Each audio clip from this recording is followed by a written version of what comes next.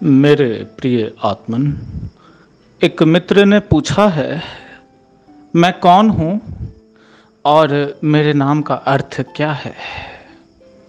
क्या मतलब है इसका? क्या मेरे नाम का कोई मतलब है? और यदि है तो क्या मतलब है? ये जानना चाहते हैं तो मैं बताऊं, मैं स्वयं ही बता देता हूं। इसका कोई मतलब नहीं है, क्योंकि ये मेरा नाम है भी या नहीं है। क्या मेरा कोई नाम है? नहीं, बिल्कुल नहीं है। मेरा कोई नाम नहीं है। और इसका मतलब ये बेमतलब है। ये बेमतलब है। इन्होंने एक प्रश्न और किया कि कोई तर्क की व्यवस्था तो होनी चाहिए, चाहे विज्ञान हो या फिर दर्शन या फिर कला। कोई तर्क तो होना चाहिए, एक तर्क की व्यवस्था तो होनी चाहिए, कोई व्याख्या तो होनी चाहिए। मस्तिष्क की परिधि में जो है उतना तो होना चाहिए, ताकि समझें, जानें, आगे बढ़ें। तो मेरे मित्र, मैं आपको बताऊं, कुछ चीजें संसार में ऐसी हैं जिसे तर्क से नहीं समझा जा सकता, और यदि उसे तर्क से समझेंगे तो शायद उसकी जो महत्ता है, उसकी जो अर्थपूर्णता है, उसकी जो उपयोगिता है, उसको खो देंगे। मैं अथाह उदाहरण प्रस्तुत कर सकता हूं, यह सिद्ध करने के लिए कि बहुत सी बातें ऐसी हैं संसार में जिन्हें तर्क की आवश्यकता नहीं है, और यदि तर्क की व्यवस्था हम करें उसके आसपास, उसके भीतर जो भी है सब समाप्त हो जाएगा। कोई तो खुशबू आती है उसके अंदर से, जिस खुशबू को हम महसूस तभी कर पाएंगे जब हम सज हों, तैयार हों, तर्क के बाहर हों। तर्क के बाहर होने की आवश्यकता है, तब भी आवश्यकता है जब हम कोई चित्र बनाएं, जब हम कोई गीत गाएं, जब हम कोई सा भी नृत्य करें, वहां तर्क से बाहर होने की आवश्यकता है। मैं कह दूं, फूलों के भीतर जो सुगंध है उसके पीछे क्या तर्क है? बहुत सारे वैज्ञानिक आ सकते हैं, कह सकते हैं इसके भीतर कोई केमिकल है, इसके भीतर कुछ रसायन है जिनके कारण खुशबू आती है, जिनके कारण फूल बहुत खुशबू बिखेरते हैं, बहुत सुगंधित हैं। अगर हम जान भी लें उन रसायनों का नाम, यदि उसे एक्सट्रैक्ट भी कर लें और खुशबू बना भी दें, आर्टिफिशियल भी बना दें, लेकिन खुशबू तो खुशबू है ना। खुशबू के पीछे क्या अर्थ है? कोई अर्थ नहीं है। खुशबू के पीछे अर्थ क्या है? कोई अर्थ नहीं है। ये खुशबू आपको अच्छी लगती है, इसकी क्या उपयोगिता है? इसकी क्या यूटिलिटी है? कोई यूटिलिटी है? नहीं है। कोई यूटिलिटी नहीं है, क्योंकि ये बस मन का स्वभाव है। ये तो प्रेम की प्रक्रिया है। आप गुजरते हैं, किसी बागीचे से गुजरते हैं, बहुत सारे फूल हैं, बहुत खुशबू आती है, बहुत अच्छा लगता है। नंगे पांव घास पर चलते हैं, खुशबू का मजा लेते चलते हैं, घास की जो कोमलता है उसका एहसास लिए चलते हैं। आसपास कोई मित्र हैं, कोई संबंधी हैं, उनसे बातचीत करते चलते हैं। कोई प्रेमिका ही है, उसका हाथ लिए चलते हैं, उसे चूम लेते हैं, उसे गले से लगा लेते हैं। फूलों की खुशबू भी है, घास की कोमलता भी है, आसपास ठंडी मंद हवाएं भी चलती रहती हैं, आसपास बहुत खुशबू है। बादल लगे हुए हैं, बारिश हो रही है, उसमें भीग रहे हैं। प्रेमिका भी आपके साथ है, उसका हाथ भी थामे हैं, चूम भी रहे हैं, गले से लगा चुके हैं। आसपास मयूर नाचते हैं, पक्षी कोलाहल करते हैं, आपके पंख आ गए, ऐसा लगता है आप भी आसमान में उड़ते हैं। अब बताएं, यहां तर्क कहां है? क्या इस बात से मतलब अब है भी कि जितने भी फूल हैं उनका साइंटिफिक नेम क्या है, वैज्ञानिक नाम क्या है? वो जो महिला है उसका नाम क्या है, उसकी जाति क्या है, उसका धर्म क्या है, उसने कौन से विषय पढ़े, उसका प्रोफेशन या फिर उसका रोजगार क्या है, उस व्यक्ति का नाम क्या है जो व्यक्ति उस प्रेमिका के साथ घूमता है, क्या नाम है उसका? क्या उस नाम से कोई फर्क पड़ता भी है? और उस नाम का मतलब क्या है? क्या इसकी उपयोगिता अब है जानने की? नहीं है। ज्यादातर बातें जीवन में तर्क से बाहर हैं। संविधान में भी जो बातें लिखी हैं वो बस सामाजिक व्यवस्था बनाने के लिए, ताकि समाज अव्यवस्थित ना हो जाए, टूट ना जाए, लोग एक दूसरे की हत्या ही ना करते हैं, घर नहीं जल जाए, कोई रायट ना हो जाए, किसी प्रकार का विद्रोह, कोई दंगा ना हो जाए। इसीलिए संविधान रचा गया ताकि लोग अच्छे से रह सके। वहां तर्क की जरूरत है। यदि आप सामाजिक व्यवस्था बनाना चाहते हैं तो थोड़ा मोड़ा तर्क तो चाहिए ना। यदि थोड़े मोड़े भी तर्क नहीं होंगे तो आप व्यवस्था नहीं बना पाएंगे, व्यवस्था की स्थापना नहीं कर पाएंगे। तो तर्क की आवश्यकता कहीं कहीं है, ऐसा नहीं है हर जगह नहीं है, कहीं कहीं तो है ही। यदि आप कंप्यूटर बनाते हैं तो वहाँ तर्क की ज़रूरत तो है ही, लॉजिक और रीजनिंग की ज़रूरत तो है ही। कंप्यूटर बनेगा कैसे? उसके भीतर जो माइक्रो प्रोसेसर है उसे कैसे लगाएंगे, कैसे फिट करेंगे, माइक्रो प्रोसेसर का साइज कितना होगा, कितने नैनोमीटर्स का होगा, उसके भीतर रैम कितना लगेगा, उसके भीतर रोम कितना लगेगा, उसकी स्क्रीन कैसी होगी, उसके भीतर जो बैटरी है उसकी क्या कैपेसिटी होगी, ये लिथियम आयन होगी या फिर लिथियम पॉलीमर होगी या फिर क्या होगी, कुछ भी होगी। इसमें तर्क की आवश्यकता है क्योंकि यहाँ यूटिलिटी है। वो लैपटॉप हो या डेस्कटॉप हो, वहाँ यूटिलिटी है। लेकिन उस कंप्यूटर को घर पर ले आए, आप ऑफिस का काम घर पर करें, ठीक है, बात समझ आती है, यहाँ यूटिलिटी है। लेकिन जब काम समाप्त हो गया आप उस पर एक कीर्तन लगा दें, एक भजन लगा दें और सुने, थोड़ी देर शांति को प्राप्त हो जाए, थोड़ी देर बैठें, कुछ भी ना करें और उस कीर्तन को सुनते हुए लैपटॉप पर, न तो आपको 1 रुपये मिलते हैं, न तो ऑफिस का कोई काम होता है, न तो घर में बहुत से पैसे आ जाते हैं, कुछ भी नहीं होता है, बस बैठते हैं, किसी मौन, किसी शांति को प्राप्त हो जाते हैं, कहीं चले जाते हैं, कीर्तन सुनते सुनते कहीं चले जाते हैं, रहकर भी कहीं और चले जाते हैं, हालांकि होते होश में ही हैं। कहाँ उपयोगिता है उसकी? कोई उपयोगिता है क्या? नहीं, यह हृदय की बात है। There are some matters of heart which are beyond logic, reasoning and all explanations.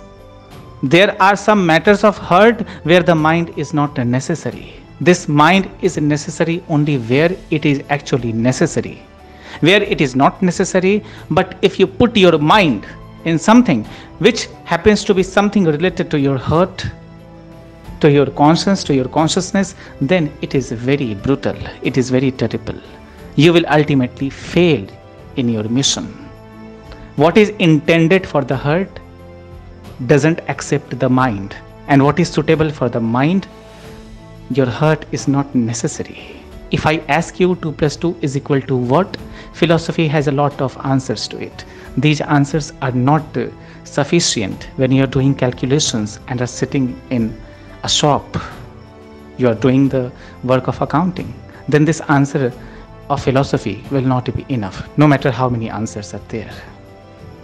Then only 4 is the correct answer. Here your intelligence works, it is necessary.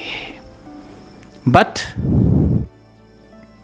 if you try to write a poem and apply your logic, your reasoning, your intelligence in it, if you apply your mind, then I don't think the poem will come out to be very beautiful or attractive. It will not reverberate the hearts, because you applied your logic where creativity was necessary, where innovation was necessary, where the connection of the heart with the divine was compulsory. Here you are applying your mind purposelessly. It is not a worthwhile pursuit. You are stupid, that is why you are doing it. You are stupid, that is the reason why you are doing it. You should understand. तो मैं आपसे कह दूं कि बहुत सी बातें जीवन में हैं जिसकी कोई उपयोगिता नहीं है और बुद्धि की वहां आवश्यकता नहीं है। आप बच्चों के साथ सुबह सुबह खेलते हैं, कोई बच्चा दिख गया उसके साथ खेलने लगते हैं, आपका उस बच्चे से कोई काम नहीं, कोई मतलब नहीं, आप उसे शायद जानते भी नहीं, लेकिन पार्क में घूमते हैं, घूमने निकले हैं, एक बच्चा खेलता है, उसके साथ खेलने लगते हैं, खेलते खेलते फिर घर चले जाते हैं, फिर अपना काम करने लगते हैं। लेकिन खेलने से क्या मिला? कुछ भी नहीं मिला, लेकिन खेलते हैं ना। वहाँ बुद्धि की आवश्यकता नहीं है, वहाँ हृदय की आवश्यकता थी, तो आप खेलने लगे। बच्चे की आंखों में आपने देखा एक निर्मलता की अनुभूति हुई, शायद उसी परमात्मा की अनुभूति हुई, तो आप खेलने लगे, फिर चले गए, फिर अपने काम में मशगूल हो गए। तो मैं कह दूं, बहुत सी बातें हैं जीवन में, बहुत सी बातें जहां बुद्धि की आवश्यकता नहीं है, लेकिन यदि आप बुद्धि का प्रयोग करते हैं तो वो चीज असफल हो जाएगी। वो जो कार्य आपका है असफल हो जाएगा। आप नहीं सक्सेसफुल हो पाएंगे, आप सफल नहीं हो पाएंगे, आप औंधे मुंह गिर जाएंगे। मैं ये भी कह दूं, यदि आप किसी से प्रेम में हैं, बहुत प्रेम करते हैं और ये सोचते हैं कि ये प्रेम क्यों है, इसमें बुद्धि का प्रयास करते हैं कि बुद्धि आ जाए, बहुत सवाल करते हैं, बहुत प्रश्न करते हैं, क्यों है प्रेम, कब तक रहेगा, इसके पीछे क्या कारण है, प्रेम का क्या आधार है, क्या वो अच्छी है, क्या मैं अच्छा हूं, क्या मेरी नौकरी है इसलिए मैं प्रेम करता हूं, या फिर वो लालची है इसलिए वो प्रेम करती है, क्या कारण है, क्या मैं हिंदू हूं और वो मुसलमान है, क्या प्रेम नहीं होगा, क्या मैं हिंदू हूं और वो भी हिंदू है, क्या इसीलिए प्रेम है। यहां बुद्धि लगा दें, आप असफल हो जाएंगे, ना तो प्रेम कर पाएंगे ना तो प्रश्न पूछ पाएंगे। बुद्धि भी आपकी असफल हो गई, आपका हृदय तो नाकाम हो ही गया। जहां हृदय की आवश्यकता है वहां हृदय को आने दें, वहां प्रेम करें। जहां प्रेम की आवश्यकता है वहां करें, जहां बुद्धि की आवश्यकता है ठीक है वहां बुद्धि का प्रयोग करें। जीवन में बहुत सारी ऐसी चीजें हैं जहां बुद्धि अत्यंत अनिवार्य है। इंजीनियरिंग में अनिवार्य है, एजुकेशन में अनिवार्य है, साइंस एंड टेक्नोलॉजी में अनिवार्य है, मेडिकल साइंस में अनिवार्य है।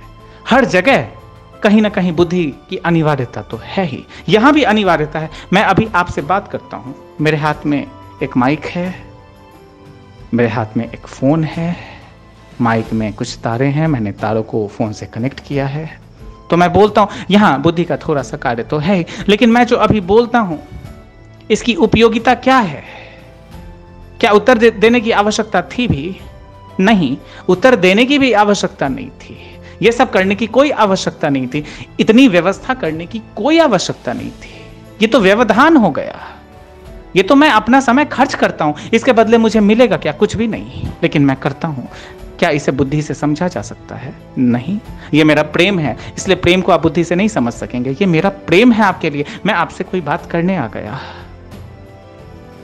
मैं आपसे कोई बात करने आ गया, दोबारा आ गया। क्या मुझे आने की आवश्यकता थी? मैं मरा 1990 में, मैं चाहता तो नहीं आता, ये तो मेरे हाथ में था कि मैं आऊं या नहीं आऊं। मैं नहीं आकर भी बहुत मजे में था, लेकिन आ ही गया और मैंने कितने दुख झेले, अभी भी झेलता हूं। अभी भी क्या दुख कम है? लेकिन फिर भी मैं हूं ना। और क्या इन दुखों के कारण मेरा प्रेम आपसे कम हो गया? क्या आपने कुछ अपशब्द कह दिए मुझसे तो क्या मैं दुखी हो गया और आपसे प्रेम करना मैंने बंद कर दिया क्या? नहीं ना। यदि बुद्धि का प्रयोग करें तो देखेंगे लोगों ने इतने अपशब्द कहे, लोगों ने इतनी बुराई की, इतना अपमानित किया, लोगों ने मेरे खिलाफ क्या क्या नहीं किया। जान से मारने की धमकियां देते हैं, कहते हैं कि मार ही डालेंगे। मैं कहता हूं ठीक है, मार ही डालें, करें, कोशिश करें, मैं तो तैयार हूं। आप ही नहीं मारते हैं, कितने दिनों से धमकियां देते हैं कि मार ही देंगे, मार ही देंगे, लेकिन मारते ही नहीं है। मैं तो इंतजार करता था कि लोग मारें, तो वे इंतजार करते हैं कि इस प्रश्न का उत्तर कब मिले कि हम तो चाहते हैं इन्हें मार दें, और ये कहते हैं कि हाँ मार ही दें।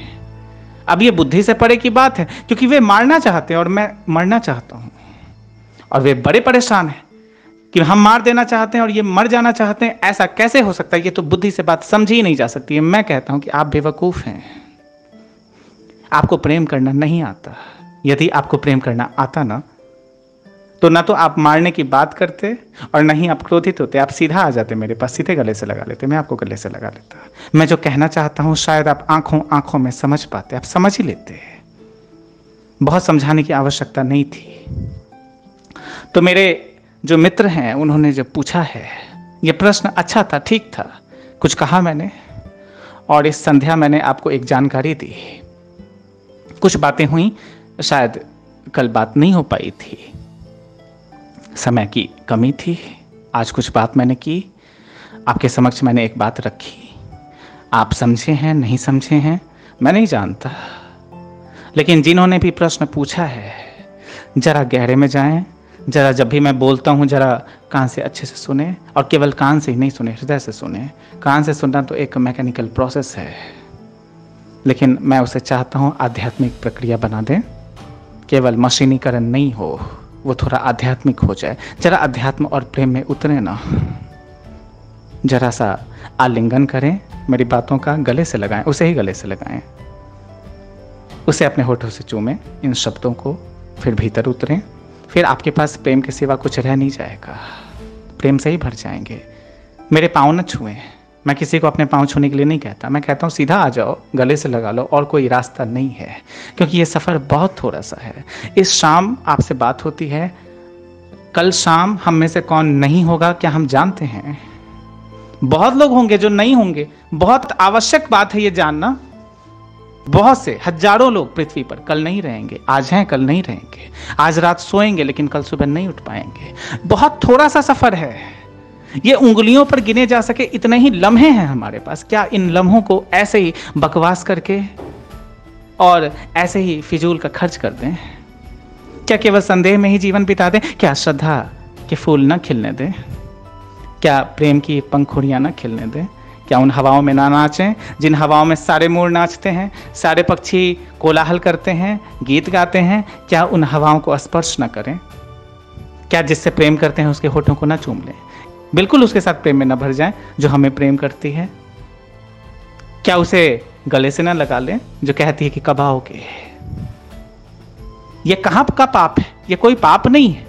आप प्रेम करते हैं ना, तो जाएं, छोटा सा बच्चा है उसके साथ खेलें, उसे गले से लगाएं। अगर अश्रु गिरते हो तो गिरने दें, रो लें थोड़ा सा। कोई है बैठा भूखा है, उसे जरा खाना खिला दें, यदि आप खिला सकते हैं। कुछ करें उसके लिए। बहुत से गरीब हैं, उनकी मदद करें, जो भी कर सकते हैं करें। कोई अनपढ़ है, उसे पढ़ना जरा सिखा दें। कोई प्यासा है, उसे जरा पानी पिला दें। अपने आप पर भी एक एहसान करें कि जाएं मित्र ढूंढें। आप तन्हा हैं, अकेले हैं, आपके पास कोई है नहीं, तो ठीक है, प्रेमिका की तलाश करें। 8 अरब की जनसंख्या में एक ना एक औरत तो आपके लिए होगी ही, मिल जाएगी। जाएं, और कोई छोड़कर चली जाए तो तुरंत ही निकलें, दूसरी औरत खोजें। ये खोजने का संसार है, खोजते रहें, जो मिल जाए ठीक है, जो नहीं मिला भी ठीक है। आपका था ही क्या? आपका था ही क्या? जो आपके पास है ठीक है, जो नहीं है ठीक है, क्योंकि आपका है भी क्या कुछ? जब आप आए थे तो क्या कुछ था भी? ऐसे ही आए थे, नग्न अवस्था में ही आए थे। लोगों ने आपको पाला, लोगों ने आपको कपड़े पहनाए, खाना खिलाया, पानी पिलाया, सब कुछ तो लोगों ने किया है। ये जो आप सांस भी लेते हैं, ये तो पेड़ों की देन है। ये ऑक्सीजन भी तो बाहर से ही आता है। ये सारे पेड़ काट दूं और एक रत्ती भी ऑक्सीजन का नहीं है, क्या जी पाएंगे? आप तो निर्भर हैं पूरी प्रकृति पर। आप हैं क्या? आप हैं भी? लोगों की क्या औकात है प्रकृति के सामने? एक बार धरती जरा सी हिले, जरा सी कंपित हो, थोड़ा सा भूकंप आए, लोग चिल्लाते चिल्लाते घर से बाहर भागते हैं। आप देखें जरा, जो आलीशान बंगलों में रहते हैं, एक बार भूकंप आ जाए तो चिल्लाते चिल्लाते भागते हैं। ये क्यों भाग रहे हैं? ये बंगला कहां चला गया? अहंकार कहां चला गया? कहीं गया क्या? ये सारा अहंकार वहां टूट कर गिर गया, ये मान मर्दन हो गया। ये झूठा सम्मान था उनका, उनके लिए अपनी नजर में। तो जरा सी बात हो गई, जरा सा भूकंप आ गया, वे तुरंत भागने लगे। तो देखें जरा, अपनी पहचान देखें कि आप हैं क्या। अभी जो आप बातें मुझसे करते हैं व्हाट्सएप पर, यह भी आपके कारण नहीं होता, क्योंकि ये नेटवर्क कोई और ही चला रहा है। ये मोबाइल नेटवर्क जो ऑपरेटर्स हैं, ये कहीं और ही काम कर रहे हैं। ये टावर्स कैसे कनेक्टेड हैं? किसी ने बैठाया इन टावर्स को, कोई स्पेक्ट्रम प्रोवाइड कर रहा है, कोई सर्विसेज का ध्यान रख रहा है, कोई सॉफ्टवेयर पर काम कर रहा है, कोई हार्डवेयर पर काम कर रहा है। आपका फोन खुद को चार्ज कर रहा है, इसके भीतर भी बहुत सारे कंपोनेंट्स लगे हुए हैं। ये पूरा का पूरा मशीन है। आप लिखते हैं तो उसमें भी बहुत ज़्यादा कोहेरेंस है, सिंक्रोनिसिटी है, बहुत सारे पार्ट्स एक साथ काम करते हैं। इसके भीतर भी बहुत सारी चीज़ें हैं, इसके भीतर भी बहुत सारे एलिमेंट्स हैं, बहुत सारे मैकेनिकल पार्ट्स हैं जो एक साथ काम करते हैं, मिलजुल कर काम करते हैं। They work simultaneously together in harmony. That is why you can type, you can do work on your phone. It is connected to itself very well and also connected to the network very well. The outcome is presented this way and it is how you can communicate. So this is the very outcome. The very process is very long and complicated. I hope you are able to understand what I tried to say. It was a pleasure talking to all of you. बहुत अच्छा लगा आपसे बात करके। इस संध्या मैंने कुछ कहा, आप सुन ही गए। आप देखते हैं, सुनते हैं, समझते हैं। आज न कल बात तो समझ आ ही जाएगी और सारे के सारे लोग एक दूसरे से प्रेम करने लगे, करुणा से भर जाएं, सबको आलिंगन कर लें, सबों को चूम लें, एक दूसरे को चूम लें। यही चाहता हूँ, प्रेम से भरी एक दुनिया, यही दुनिया बनाने आता था, आया हूं, आता रहूंगा। आज के लिए इतना ही।